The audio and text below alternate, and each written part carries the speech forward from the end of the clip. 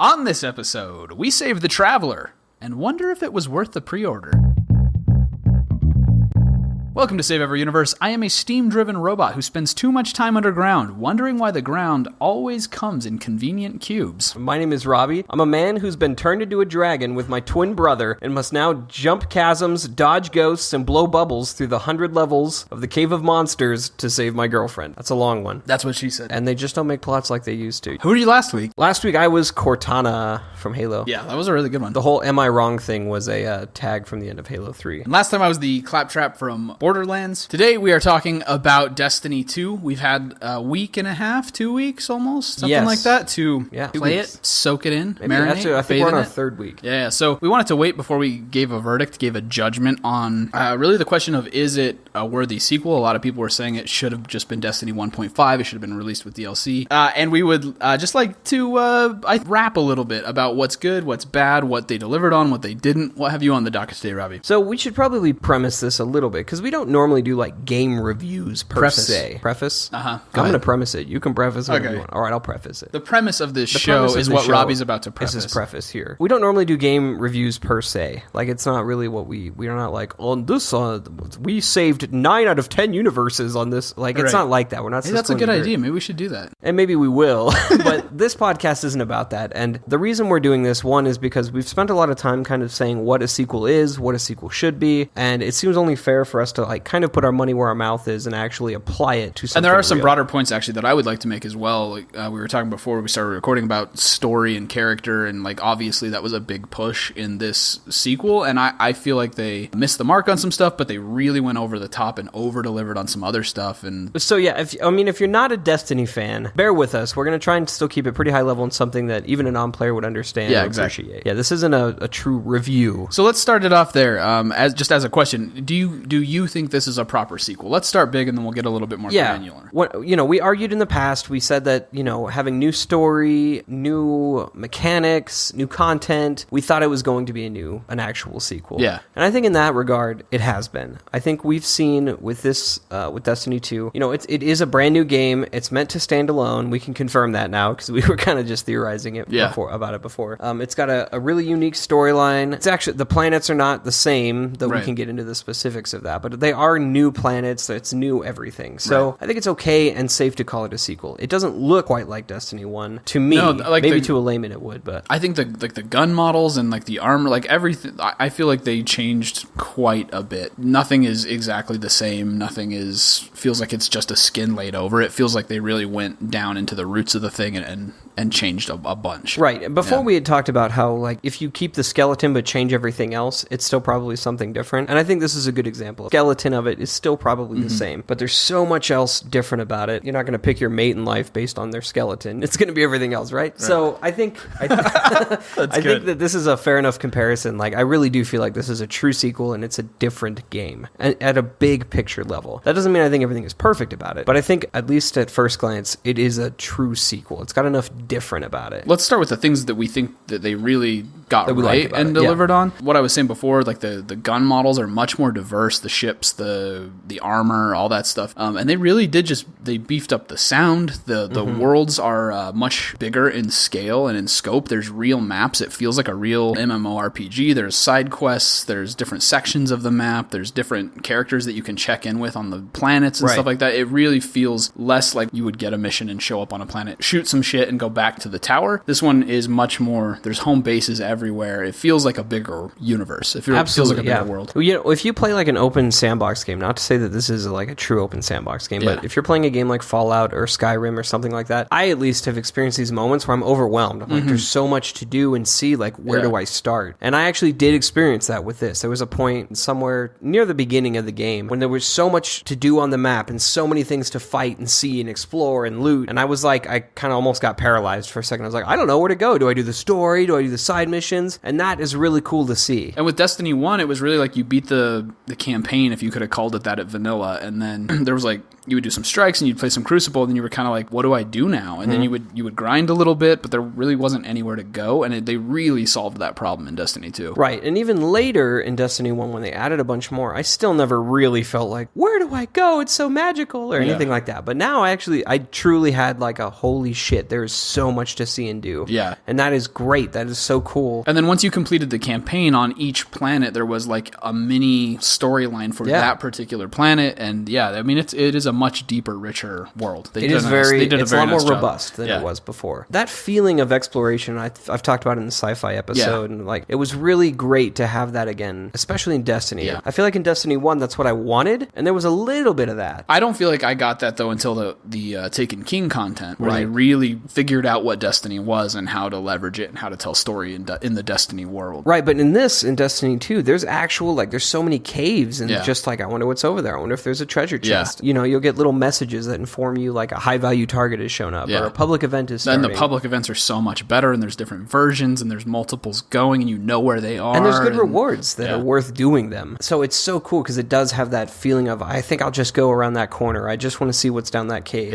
And that's something I've wanted so bad out of Destiny, that even though it's more front-end, and there does come a point when you've started... I mean, I've been playing the game a lot over the last few weeks, and I'm starting to feel pretty comfortable with where stuff is. But how many hours have I put in at this point just to get there? I've put in enough hours to... the loot cave, or the loot sectors, or the lost sectors, they're so cool. Like, you find this little crack, and you just follow it down, and it's rewarding at the end. There's a boss, and there's loot, and there's... It's like stumbling onto like an ancient cove of enemies and their hidden treasure, and it's really cool. It was a great idea. Yeah, that sense of exploration is totally there. And if you think about hours wise, I mean, I've probably already put in a full game, 50, 60 hours. Right. I mean, I bet I've hit it, or I've come close, you know, and that's what you would turn in a game. You'd be done with the game at that point, you know, and I still feel like, I'm not burned out. Well, and even with Destiny 1, I felt that way. I felt like, okay, I don't really know what to do. There's not that much to do. Am I going to run the same strike for the 20th time? Yeah. Like, I think I'm done with this thing. And then the first DLC was a disappointment, and I feel like they really delivered and solved all those problems and learned the right lessons. Yeah, so there's much more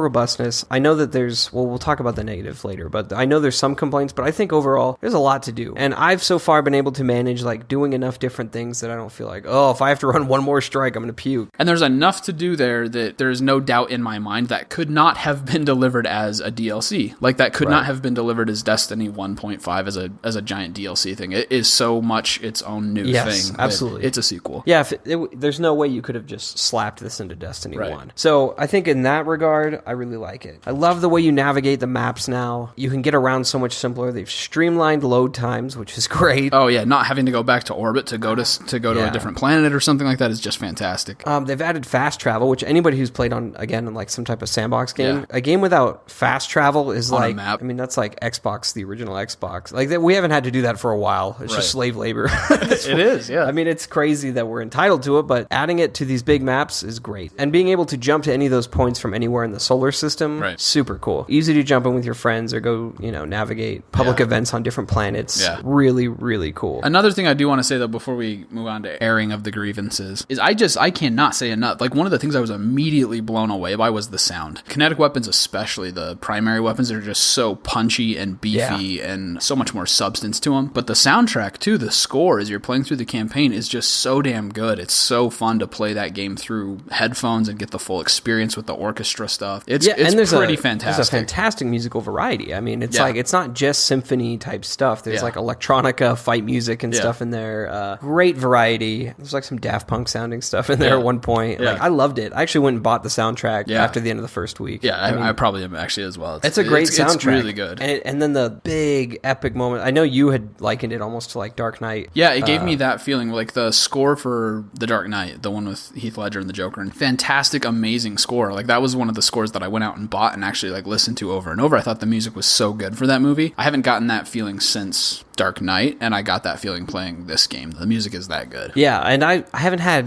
the chance to play everything this way, but I do have PlayStation Gold headphones, and when I'm playing on those, it's awesome. It's a great experience. It sounds cool. Every rocket you fire and every machine, like especially like the auto rifles, is deep, bassy. Or the scout rifles, man, are just boom, like there's just a deep punch to them. It's cool. And there's a great variety between the weapons. It's not like every scout rifle sounds like that or even feels like that. Some do and some don't, and they all have like their benefits, and I think that's really in D1, cool. Destiny one, it wasn't about that the weapon felt different or looked different. It was about you were just trying to get that perfect roll. And there's a feel now to the different guns, which is cool. Yeah, and I kind of feel like even though the rolls are, I don't know, I know some people have different complaints about it, but I haven't gotten to the point where I'm like, oh, well, it has a bad roll. I guess I don't like it. I've wanted to test and try out every single gun. In Destiny 1, there were some guns that if you got the right roll, it was like the best gun. And then if you didn't, it was just garbage. It was a total throwaway. Right, but I agree with you. I feel like a lot more of this is like, how does it feel? Like, I need to actually take it out into the field and try it. That's so cool. I mean, it's not just like reading a manuscript and deleting things, you know? So I think it gives it a lot more personality when you do that. We should mention, too, the addition of clan tools and the clan system. This is sweet. The clan system is so cool. The clan system is really cool. They've added these rewards where if your clan accomplishes certain feats, everybody gets something from that specific thing. So if somebody does like a raid, everybody gets raid gear. And even if you're not a raider and you're like, oh, I'll never get that point, you're casual, you're still getting like guns and stuff from inside the raid. Yeah, so like I'm like, for me, for example, like I'm not as intense on like raiding and doing the Nightfall every single week. I'm a little bit more casual in that way, but we're in the same clan. Shout out to Dad's Destiny Charlie. Charlie. What Charlie guy. But like there's a lot of those guys who are very methodical and religious about doing stuff every single week, and everyone in the clan gets the benefits, which is just amazing. It's so cool. Right. And well, even what's even cool about it, since our clan is a bunch of dads, right? Yeah. So it doesn't have to be the same group. One group runs it one week, and if they don't do it next week, but a different group does it, we still all benefit. Because I mean, there probably will be a couple weeks where I want to run the raid, and I want to be like, I have time to play a little bit more. Right now, I don't have as much time to play, but I still get some perks from my fellow DoD guys that are running stuff. It's cool. And they've added other things too, like subtle things, getting more currency as you kill enemies, and just better loot as you do stuff. Like, it's just, they've really incentivized in a really cool way being part of a clan. Before it was like, you have those cool letters on your name tag. That was really it. I mean, depending on, everything else was like third party outside of the game itself. I haven't experienced any of the guided games. It's still in beta. It's a cool idea. I haven't gotten there yet. I don't think we're at the point yet where we can pick up somebody else into our clan. Whatever. I mean, it could be good. Yeah. But even right now with what's in it, it's phenomenal. So let's talk about some grievances. What are some of your beefs with the game? One of the things I like about Destiny is it like feels like Destiny when I'm playing it. One of my beefs with it is it almost feels too much like Destiny when I'm playing it. Like, as I found myself putting in more and more hours, I'm like, wait, if I closed my eyes, would I know the difference? I don't know. That's good and bad, right? Because I've noticed, and I was talking about this with a coworker of mine, like there's no real new enemies. Yeah. There's no new classes. All the classes are the classes from Destiny 1. There's some tweaks. There's some retooling. The way the menu is structured, I have a feeling that there's going to be another subclass in the DLC. Right? Yeah. There's going to be a fourth subclass. But... And I get that. I mean, I'm not asking for all my Christmas presents today, okay? I'm not asking for everything. But there does kind of come a point where, you're throwing hammers or whatever you play, you're doing your spec, and you're kind of like, I feel like I've kind of done this before. Yeah. I like the nuances. I like the changes. But in some ways, it's the same thing again. Yeah. It would have been nice to launch with a little bit new, like a new class or something. Well, I mean, this is not totally not a new subclass, right? Like Warlock got Dawnblade. So they changed one of the subclasses to be something different, even though it's... That's true, I guess. But it still feels pretty similar. I mean, it's not really that different. I don't know. Maybe I don't feel as strongly about that as you. I feel that way about the enemies. Definitely, there were moments where I was like, I wanted to see something new. I wanted to see some sort of a new enemy, which I think that's where they tease at the end of the campaign that there's this new enemy coming into the system. Hopefully it's a new enemy. Yeah. We don't really know. So, and there were points where it didn't really make that much sense that the Taken were still there, and like... I mean, I was glad to see them just to add in some variety, and I guess if they already have it, and you want to add that variety now, I'm cool with that. But, yeah, I agree with you. It was a little like... I guess I'm not sure how much it really served the narrative. So, I mean, counterpoint to that, though, I did enjoy seeing... Because, like, you got some teasers, especially, like, in the Taken King with the Cabal, about, like... there were, like, little story bits where he's like, did you know that the Cabal have, like, 10 words for victory and only... But they never retreat or something. They don't have a word. So they sort of teased in, like, this stuff about the culture of the Cabal and that kind of stuff. And it was cool getting to see a little bit more into the world of the enemy that you were fighting. It was. I do like that, but it would have been nice to see something new, especially for how much time I put in Destiny 1. Yeah. And not everybody did. I put in a lot of time into Destiny 1, and that's fine, but could have used a little bit more new. The planets were, some of them felt like, parts of them felt really new and fresh, and parts of them felt like, this isn't that different. Some of it felt like, maybe they kept more than the skeleton, I guess. I guess some of that would be the assets argument that we'd brought up before. Maybe this is because so many of the assets are recycled recycled from Destiny 1. That's where the gripe came from, that it wasn't a full... Right. And so in that sense, that's a fair criticism, I think, to make. So one of the things I was like surprised by, because like if anyone has listened to any of our previous episodes, they probably know that I'm pretty big into like story and character and that kind of stuff. And I was excited to see where they were going to go with this. And overall, I think they did a good job. I thought the campaign was fun. I thought it was satisfying. But there were like a couple moments where I felt like they put in a story just because they felt like they had to, because everyone bitched about Destiny 1 so much. There were moments where it felt like they took some shortcuts. Like there's a character in there that's like an AI that is kind of schizophrenic, and it felt like a rehash of a character from like Portal 2. Some of Cade's lines, like he's fun, he's cheeky, and there were moments where it just felt like, okay, now we have to put a joke in here because that's who Cade is, and let's make this scene fun.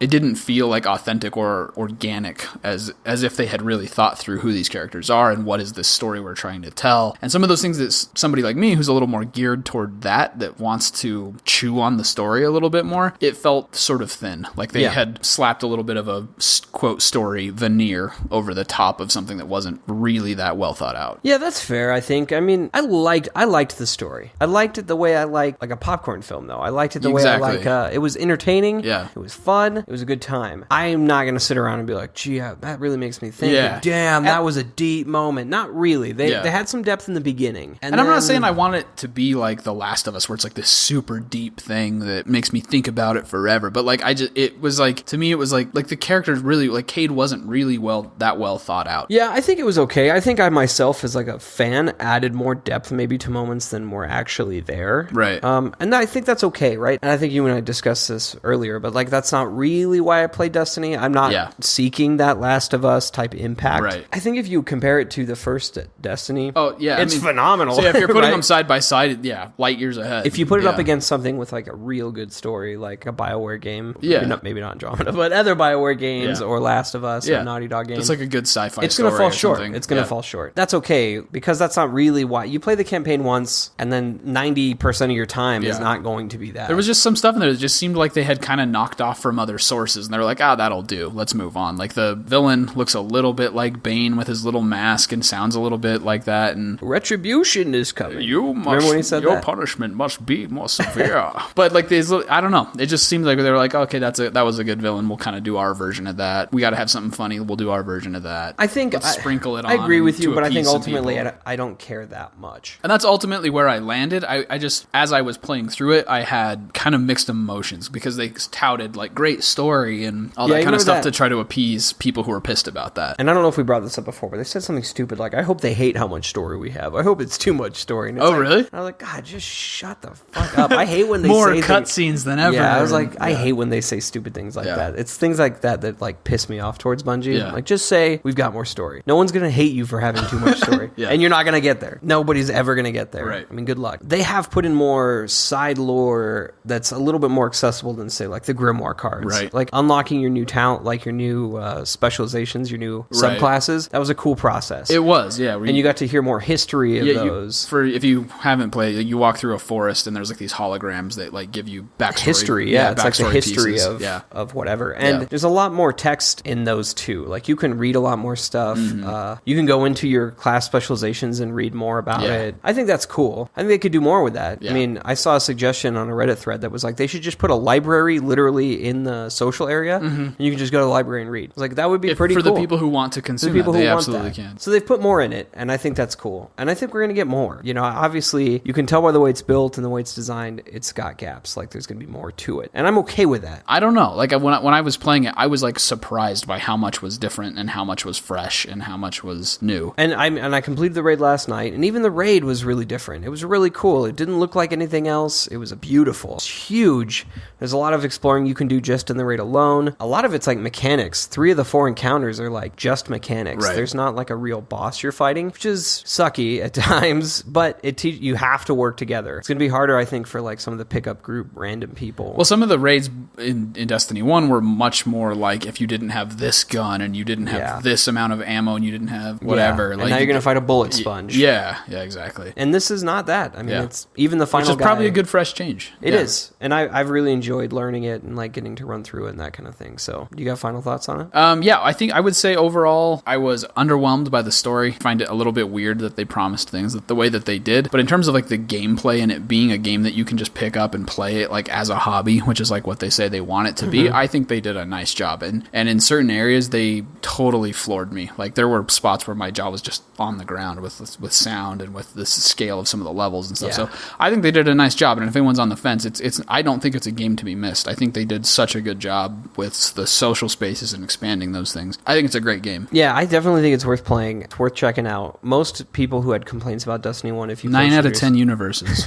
9 out of 10 universes were saved with Destiny 2. I do think that it's a great game. You can put plenty of time into it if you want to. And it's pretty easy to kind of like just pick up, play, put down. You don't have to be like a hardcore grind stuff out. I mean, it's pretty easy and accessible. And there's a lot to do. If you like shooters, you like to explore, you like kind of the loot, dungeony type things, I think it's worth checking out. So if you were going to give it a percentage of all the universes, because we save every universe, what percentage of the universes would you give it?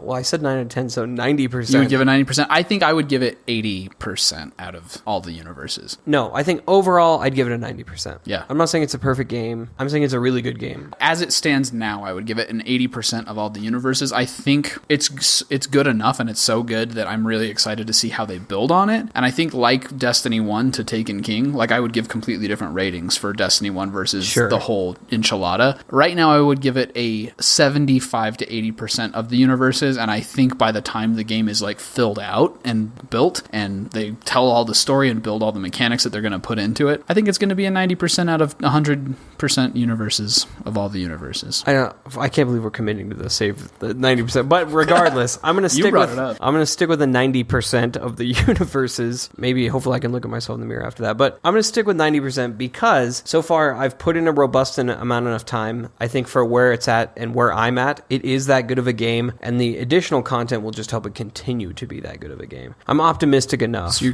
think it's going to be 90% and hold at 90? Yeah, I think it's going to hold. I think it's going to hold at a 90. Yeah. Now I feel like we're talking about like a horse race and we're giving bet suggestions. We'll work on the rating system. I like this. I like the percentage because it's of all the universes. And so we always save every universe. And it's not out of 10. It's a percentage of all the universes. We only saved 90%? Well, the game is worthy of saving. We'll work it out. We'll work it out. Thank you for listening to Save Every Universe. If you enjoyed this episode, please go listen to all our episodes and give us money at patreon.com/Save Every Universe.